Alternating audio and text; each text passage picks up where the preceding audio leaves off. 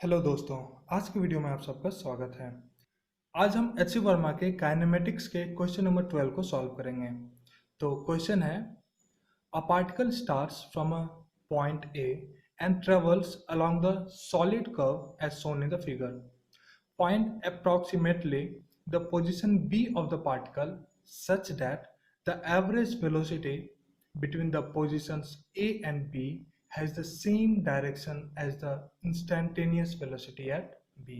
और ये ग्राफ हमें दिया हुआ है। तो आइए इस क्वेश्चन को सॉल्व करते हैं।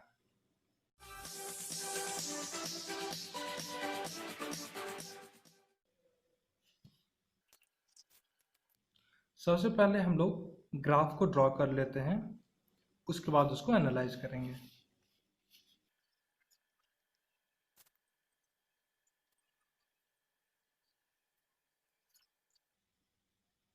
तो ये डायमेंशंस रेडी हैं।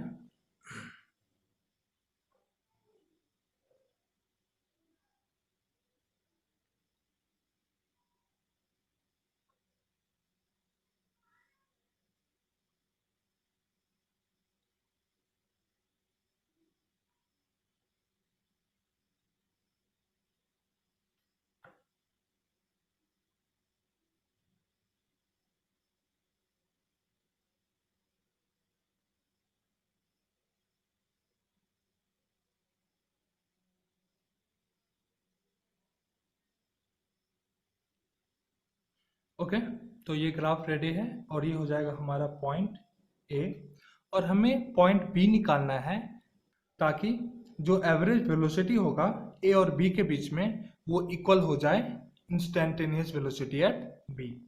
तो सबसे पहले हम लोग ये जान लेते हैं कि एवरेज वेलोसिटी क्या होता है। एवरेज वेलोसिटी होता है net displacement divided by total time. अब चूंकि डिस्प्लेसमेंट एक वेक्टर क्वांटिटी है, तो डिस्प्लेसमेंट डिवाइडेड बाय टाइम में जो एवरेज वेलोसिटी आएगा, तो एवरेज वेलोसिटी का जो डायरेक्शन होगा यहाँ पर वो डिस्प्लेसमेंट के डायरेक्शन के बराबर होगा।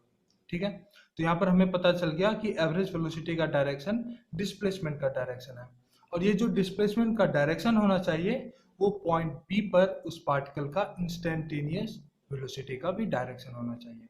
मतलब कि एक ऐसा पॉइंट हमें फाइंड आउट करना है इस कर्व पर जहां पर कि डिस्प्लेसमेंट का डायरेक्शन और उस पॉइंट पर वो पार्टिकल किस डायरेक्शन में जा रहा है वो भी सेम हो। तो हम लोग क्या करेंगे कि पॉइंट ए पर हम लोग स्केल रखेंगे और हम लोग ये देखेंगे कि जो डिस्प्लेसमेंट का डायरेक्शन हो रहा है, और अगर किसी पॉइंट पर हम लोग इसको इस तरह से रखते हैं, मतलब ये कर्व है, कर्व पर किसी पॉइंट पर, तो उस पॉइंट पर हमारा जो इंस्टेंटेनियस वेलोसिटी होना चाहिए वो भी सेम होना चाहिए।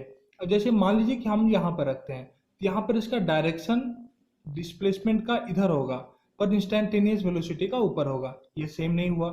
अब ऊपर करें, अगर हम यहाँ पर रखें इस पॉइंट पर, इस पॉइंट पर, तो डायरेक्शन हो जाएगा डिस्प्लेसमेंट का इधर, पर ये हो जाएगा आपको instantaneous velocity at point B. फिर अगर हम इस तरह से रखें यहां पर, ओके, तो यहां पर आपको अगर हम लोग इस तरह से ड्रॉ करते हैं, ओके, तो पहली बात ये तो हो जाएगा हमारा डिस्प्लेसमेंट का डायरेक्शन, और इस पॉइंट पर जब हम टेंजेंट ड्रॉ करेंगे, क्योंकि एक कर्व पर जो टेंजेंट होता है वही उस कर्व के पास उसका डायरेक्शन देता है, तो इस कर्व पर जो टेंजेंट होगा वो भी इसी डायरेक्शन में होगा। मतलब यहाँ पर हमें पता चल गया कि ये डिस्प्लेसमेंट का डायरेक्शन और ये इंस्टेंटेनियस वेलोसिटी का डायरेक्शन सेम है। तो अगर हम लोग इसको अप्रोक्सीमेटली लेंगे तो ये 5 के आसपास इसका x का वैल्यू आएगा, और y पे अगर हम लोग लेते हैं तो अराउंड 3 के आसपास इसका y का वैल्यू आएगा। तो इसलिए हम लोग इस पॉइंट का b का जो पोजीशन है ये हो जाएगा हमारा 5,3। ओके, आई होप आपको ये समझ में आया होगा।